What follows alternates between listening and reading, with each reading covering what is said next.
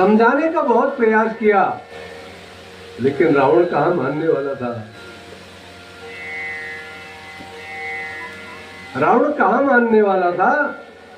रावण ने बहुत अपमान किया अंगद का, और अंत तो गत्वा ये भी कहा कि देख, एक वानर पहले आया था,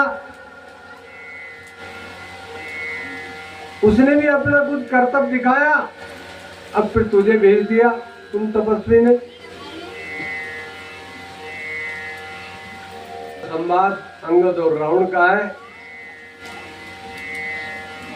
रावण को बहुत समझाने का प्रयास करते हैं अंगद, लेकिन रावण मानता नहीं, अपनी ताकत का बहुत बखान करता है और कहते हैं, अंगद कहते हैं कि देखो, मैं वो वानर नहीं हूं जो लंका को जलाकर चला गया। मैं तो तुमको यही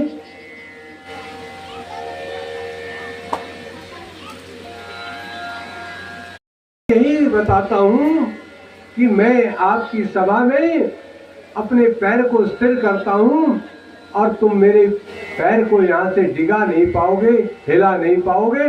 तेरे जो योद्धा है, उन योद्धाओं की ये परीक्षा है कि कोई भी मेरे पैर को यहां से हिला नहीं सकता। और तुरंत भगवान राम का नाम लेकर जय श्री राम का घोष करके अंगद ने अपने पैर को उस सभा मंडप में जमा दिया है, और योद्धा एक एक करके उठे हैं, लेकिन कोई अंगद की चरण को हिला नहीं सकता। छोटे मोटे योद्धा नहीं, मेघनाथ ने भी अंगद के चरण को नहीं हिला सका। मेघनाथ जी अंत तो गत्वा रावण को उठना पड़ा, और रावण जैसे ही अंगद के चरणों में झुकना चाहता था कि अंगद ने ललकारा, अरे नीच, मेरे पैर क्यों पकड़ता है। भगवान रामचंद्र के पैर पकड़, जिनकी पत्नी का हरण करके लाया है, उनके पैर पकड़ेगा, तेरा कल्याण हो जाएगा, और तेरा जो क्षमा तुझे भगवान कर देंगे, तेरा यह जन्म में भी सुधरेगा और आगे के जन्म भी तेरे सुधर जाएंगे। इतना कह करके तुरंत अंगद ने अपना पैर हटाया और जय श्री राम का जय घोष किया, और वहां से प्रस्थान किया। सुग्रीव और वानरों की सेना, भगवान राम लक्ष्मण सब उपस्थित हैं। अंगद वापस चले गए। अंगद ने कहा कि अब युद्ध की तैयारी करो, युद्ध के बिना मानेगा नहीं। तो लक्ष्मण जी ने युद्ध की भेरी बजा दी, और रणभेरी बजा करके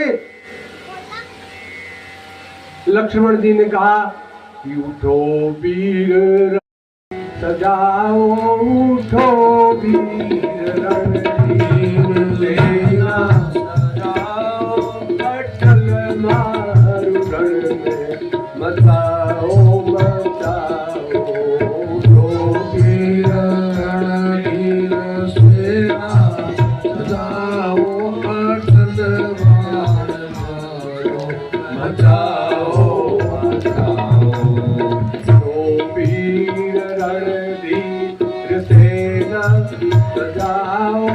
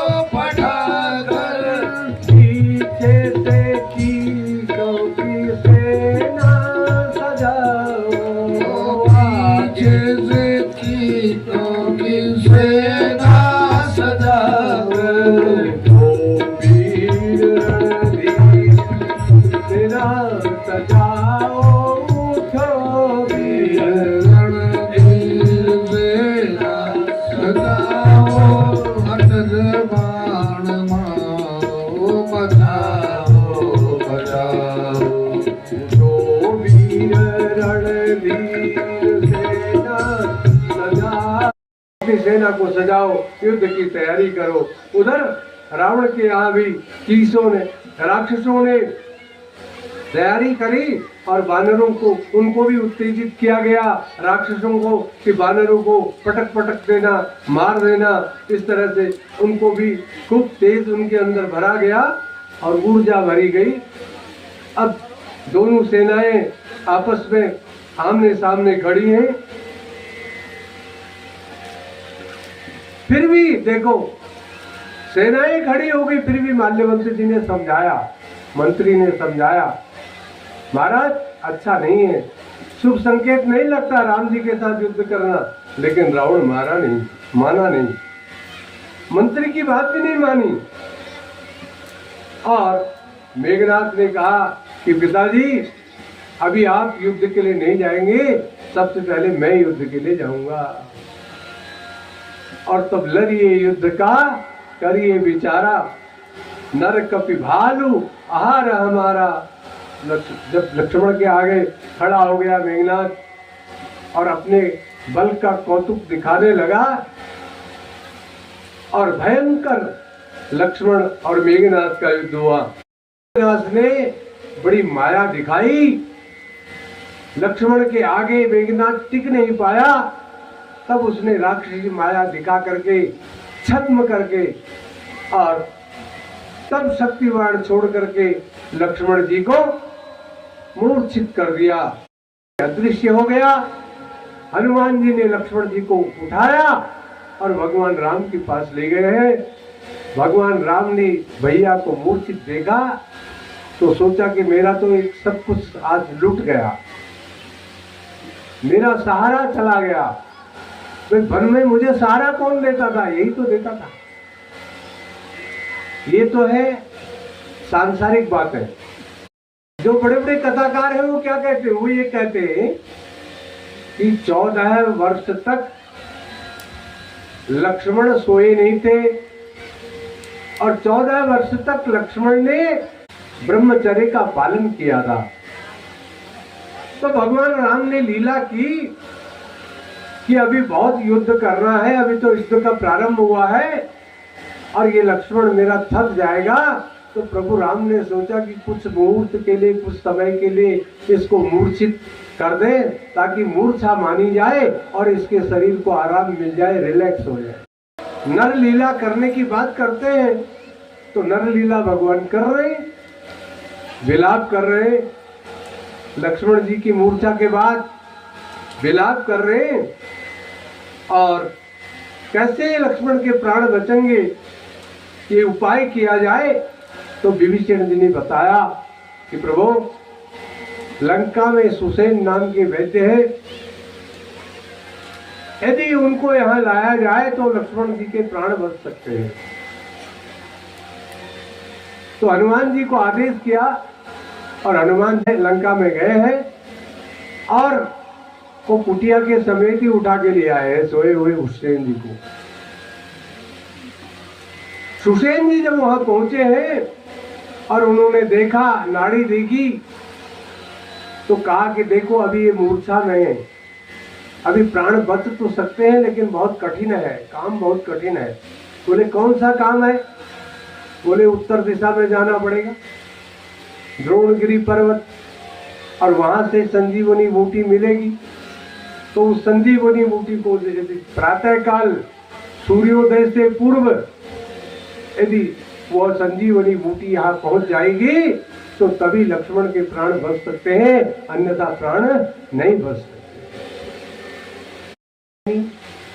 अब एक ही योद्धा है जो वायु से बात करता है, वायु पुत्र है, पवन पुत्र है। तो पवन पुत्र को आज्ञा की गई कि ये काम तो कोई और कर नहीं सकता, वही वायु वेग से जाने वाला जो होगा वही कर पाएगा। और वायु वेग से जाने वाले वायु के पुत्र है, पवन पुत्र है, हनुमान है। तो हनुमान जी से कहा, हनुमान ये काम आपके सिवा कोई नहीं कर सकता। तो हनुमान जी ने सेवा स्वीकार की और हनुमान जी ने प्रस्थान किया। इधर हनुमान जी ने प्रस्थान किया, उधर रावण दल में पता लग गया कि सुसेन जी को उठा के ले गए। लक्ष्मण के लिए द्रोणगिरी पर्वत से हनुमान जी संजीवनी लेने जाएंगे और लक्ष्मण के प्राण बच गए तो सारा गड़बड़ हो जाएगा। इसलिए रावण ने काल नेमी को बुलाया और काले नेमी को कहा, जाओ तुरंत द्रोणगिरी पर, क्योंकि माया भी है, रूप बदलने में देर नहीं, योगी का वेश बनाओ और योगी का वेश बना करके राम नाम का कीर्तन करना।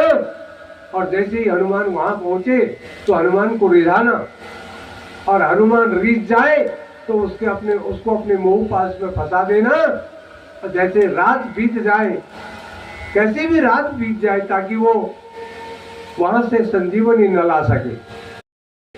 आज्ञा सिरोधार्य करके प्रस्थान किया और उत्तर दिशा की ओर प्रस्थान किया।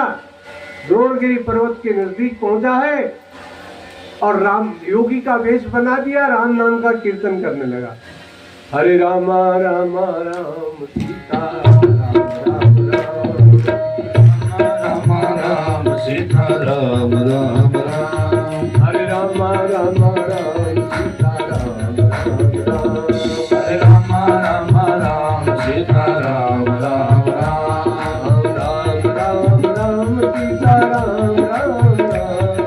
राम राम राम सीता राम राम राम, राम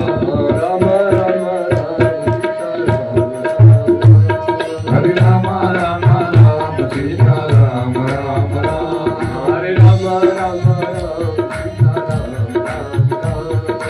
नाम का कीर्तन कर रहा है। कोई बहुत बड़ा योगी है, इससे पूछा जाए कि कहां पर संजीवनी मिलेगी। हनुमान जी ने राम का भक्त जान करके हनुमान जी वहां विश्राम करने लगे। थोड़ी देर के लिए खड़े हो गए, परिचय हुआ तो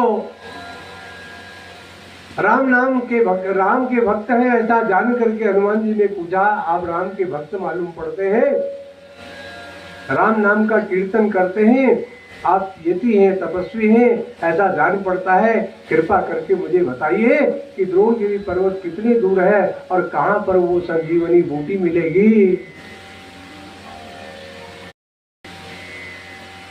काले देवी बड़ी चतुर है, अरे थोड़ी देर बैठो, विश्राम करो, स्नान करके आ जाओ, बहुत दूर से आ रहे हो, थके हुए हो, नदी में स्नान कर आ जाओ, उसके बाद बताता हूं। हनुमान जी ने कहा, चलो ज्यादा विलंब नहीं करना, जल्दी बता देना, मैं जल्दी स्नान करके आता हूं। जैसे ही स्नान करने जाते हैं तो एक मगरमच्छ उनको पकड़ लेता है, हनुमान जी को। हनुमान जी समझ गए ये चतुर है, ये कोई राक्षस है, वेश बदल कर आया है, मुझे माया जाल में फंसाना चाहता है। उस मगरमच्छ का हनुमान जी ने मोक्ष किया और फिर आए और कालनेमी का भी मोक्ष कर दिया। बोलिए आनंद कंद भगवान की। नहीं आया, पूरा पर्वत खंड को ही उखाड़ करके हाथ में उठा लिया, उस पर्वत को ही उखाड़ करके ले आए हैं और वायु वेग से प्रस्थान करते हैं, राम नाम का कीर्तन करते हैं। एक क्षण के लिए राम नाम को भूलते नहीं, छोड़ते नहीं। आकाश मार्ग से आ रहे हैं, अयोध्या के ऊपर से जैसे ही गुजरने लगे तो उनकी छाया जो है अयोध्या पर पड़ी और भरत जी सुरक्षा में बिल्कुल तैयार रहते हैं। भरत जी ने भी बिना फर का बाण एक फेंका कि वे कौन असुर आ गया यहाँ अयोध्या के ऊपर कुछ करने के लिए। इतनी बड़ी छाया कैसे आ गई है अयोध्या के ऊपर, कुछ अनहोनी ना हो जाए ऐसा मान करके उन्होंने बिन फर का बाण जो है मारा है भरत जी ने, और उसी बाण के साथ हनुमान जी नीचे गिर गए। राम राम राम राम उनके मुख से निकला, तब भरत जी को आत्मग्लानि हुई। भरत जी ने हनुमान जी का स्पर्श किया और स्पर्श करते ही उनके शरीर की पीड़ा समाप्त हो गई। जैसे राम है वही भरत है, जैसे राम किसी का स्पर्श करते ही और उसके सब कष्ट दूर हो जाते हैं, ऐसे ही भरत जी ने जैसे हनुमान जी का स्पर्श किया उनकी मूर्छा भी समाप्त हो गई और उनकी पीड़ा भी समाप्त हो गई। कहो आप कौन है? हनुमान जी ने जल्दी जल्दी परिचय दिया, भैया अधिक समय नहीं है। बोले क्यों, क्या कारण है, कहाँ जा रहे थे? बोले आपके भैया लक्ष्मण जी को शक्ति लग गई, सूर्योदय से पूर्व मुझे वहां पहुंचना होगा, रण क्षेत्र में यदि मैं नहीं पहुंचा संजीवनी लेकर तो लक्ष्मण जी के प्राण नहीं बच पाएंगे। आहा, बहुत बड़ा पाप कर दिया। देखो कितना विलंब कर दिया मैंने क्यों रोका इसको? अपने आप को आत्मग्लानि हो गई भरत जी को, और भरत जी ने तुरंत बाण पर बोला, हनुमान मेरे बाण पर बैठो, मेरा बाण वायु वेग से भी तेज जाएगा। जो व्यवधान मैंने तुमको पहुंचाया है वो व्यवधान पूर्ण होगा और आप समय से वहां रामादल में पहुंच जाएंगे। बोलिए भक्त वत्सल भगवान की। लेकर के वहां पहुंच गए जहां लक्ष्मण जी के सिर को अपनी गोद में रख करके भगवान राम विलाप कर रहे हैं और सोच रहे हैं कि अब तो बहुत विलंब हो गया, अर्धरात्रि गई, कब भी नहीं आवा, आधी रात बीत गई है लेकिन अभी तक वहां पवन सुत आए नहीं, हनुमान जी आए नहीं। अब मेरा लक्ष्मण बचेगा या नहीं बचेगा, मेरे लक्ष्मण के प्राण बचेंगे या नहीं बचेंगे। देखो भगवान कितनी लीला करते हैं। क्या भगवान उनको बचा नहीं सकते?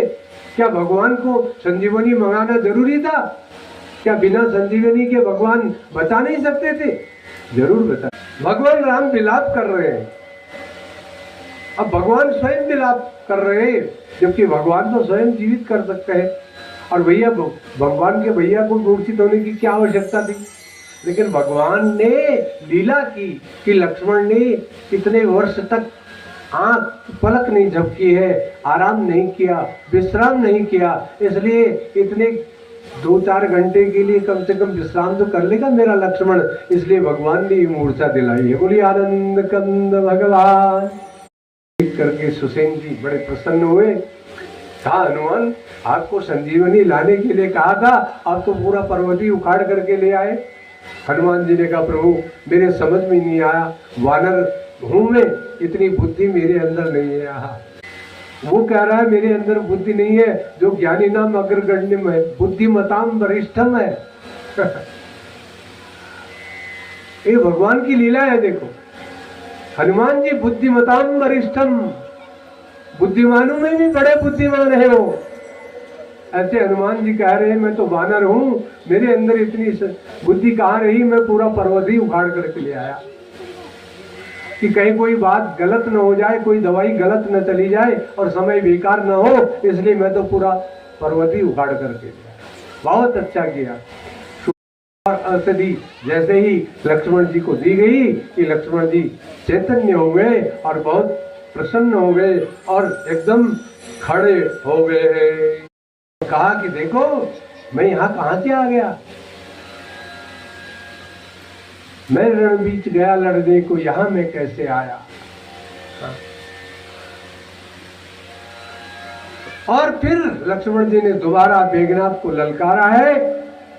मेघनाथ को कितनी सिद्धियां प्राप्त है, लेकिन आज लक्ष्मण जी ने शपथ ले ली कि मैं लक्ष्मण अब मेघनाथ को समाप्त करके ही छोड़ूंगा। यद्यपि उसकी स्त्री बहुत पतिव्रता थी, सुलोचना बहुत बड़ी पतिव्रता थी, मेघनाथ की पत्नी, लेकिन उर्मिला भी कम पतिव्रता नहीं थी। यह भी पतिव्रता पत्नी का पति था और वह भी पतिव्रता पत्नी का पति था। आज आमने सामने की टक्कर थी, लेकिन एक ही चीज थी कि उसको वरदान मिला था कि संसार में तुझे कोई मार नहीं सकेगा, वही मार सकेगा जो 14 वर्ष तक सोया ना हो और जो 14 वर्ष तक ब्रह्मचर्य का पालन किया हो। तो लक्ष्मण जी ही ऐसे व्यक्तित्व थे कि जिन्होंने 14 वर्ष तक सोए नहीं थे और 14 वर्ष तक जिन्होंने ब्रह्मचर्य का गृहस्थ होकर के भी ब्रह्मचर्य का पालन किया था। इसलिए आज लक्ष्मण जी ने युद्ध स्थल में भयंकर युद्ध मेघनाथ के साथ किया है और मेघनाथ का वध कर दिया। बोलिए आनंद कंद भगवान की जय। है सो भगवान ने कहा देवी ये जो इस संसार में आया है उसको जाना ही होता है, ये नियति है, यदि तुम कहती हो तो तुम्हारे पति को फिर से जीवित कर देता हूँ।